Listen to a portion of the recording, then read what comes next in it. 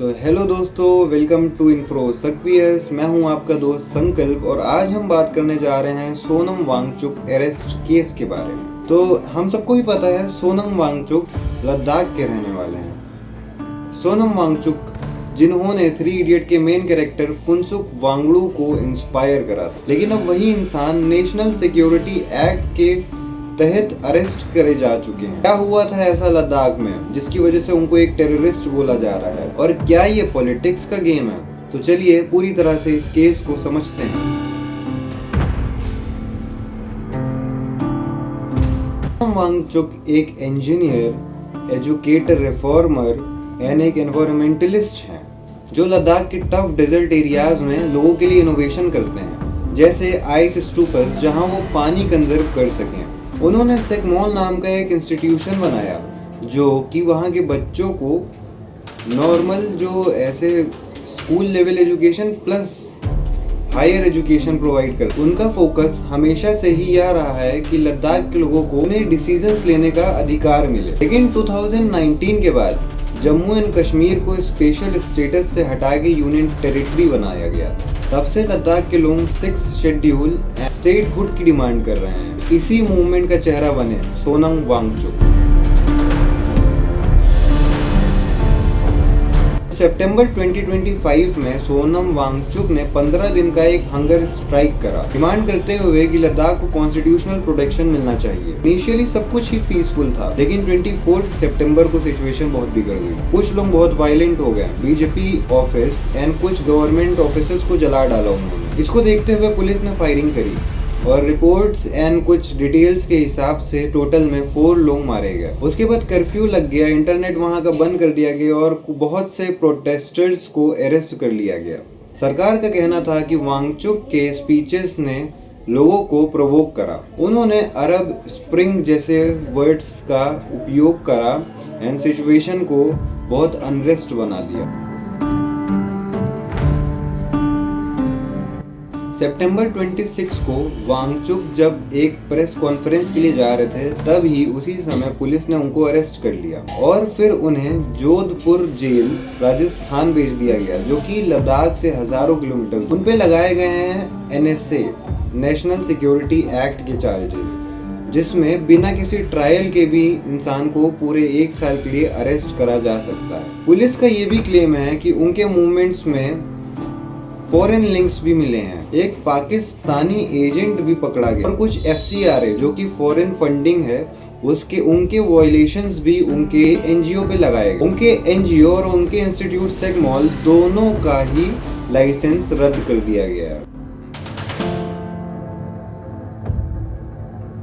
सरकार का यह कहना है कि लद्दाख एक बॉर्डर एरिया है और यह एक सेंसिटिव एरिया है और किसी भी प्रोएक्टिव मूवमेंट को यहाँ पर लाइटली नहीं लिया जा सकता, क्योंकि दूसरे तरफ दूसरे देश हैं जो कि घात लगाए बैठे। उनका स्टैंड यह है कि वांगचुक की स्पीचेस से लॉ एंड ऑर्डर डिस्टर्ब हो गया। लेकिन दूसरी तरफ वांगचुक की वाइफ गीतांजलि जी ने सुप्रीम कोर्ट में पिटीशन फाइल करी है और यह बोला है कि उनका अरेस्ट एक विच हंट है, जिसका मतलब होता है कि उन्हें चुप कराने की कोशिश करी जा रही है। सुप्रीम कोर्ट ने भी सेंटर एंड लद्दाख को नोटिस भेजा है और अरेस्ट के ग्राउंड्स मंगाए। मीनवाइल लद्दाख में एक्टिविस्ट सरकार के और लॉ के खिलाफ हो रहे हैं और लोग बहुत ही गुस्से। यहाँ पे लोग यह क्लेम कर रहे हैं कि जो आदमी इतने इनोवेशन कर चुका है, देश के लिए इतने काम कर चुका है, लोगों का सपोर्ट करता है, उसे देशद्रोही कैसे बोला जा रहा है। पोजीशन भी अपने क्लेम कर रही है सरकार पर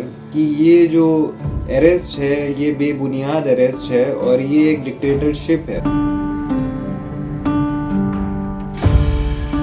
अभी भी वांगचुक जोधपुर जेल में है। उन्होंने जेल से एक मैसेज भेजा है जिसमें उन्होंने यह अपील की, वायलेंस मत करो लेकिन अपने हक के लिए पीसफुली लड़ते रहो। सुप्रीम कोर्ट में उनकी हियरिंग चल रही है जहां पे उनकी वाइफ ने NSA पे चैलेंज करा है। अगर कोर्ट ने उनके फेवर में जजमेंट दिया तो उनकी रिलीज पॉसिबल है, पर अगर नहीं करा उनके फेवर में तो यह केस एक बहुत बड़ा केस बन सकता है और यह हो सकता है लद्दाख में बहुत से इशू भी क्रिएट कर दे। दोस्तों, एक तरफ हैं एक एनवायरमेंटल हीरो जिन्होंने अपनी पूरी ज़िंदगी दे दी लद्दाख, और दूसरी तरफ है एक गवर्नमेंट जो कि कह रही है नेशनल सिक्योरिटी सबसे ऊपर है। बात दोनों ही गलत नहीं है।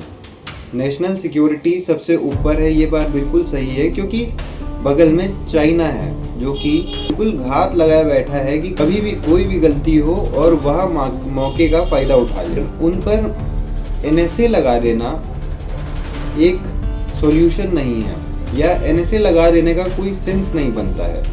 उनको अरेस्ट करने का भी कोई सेंस नहीं बनता है। सीधे तरीके से भी बात करी जा सकती थी, उनको कुछ वार्निंग भेज के भी काम चलाया जा सकता था। अपोजिशन क्लेम कर रही है कि ये एक पीसफुल मूवमेंट को चुप कराने की कोशिश है, पर अगर ये सच में एक पीसफुल मूवमेंट था तो बीजेपी का ऑफिस, कुछ गवर्नमेंट बिल्डिंग्स कुछ लोगों ने कैसे जला दिया?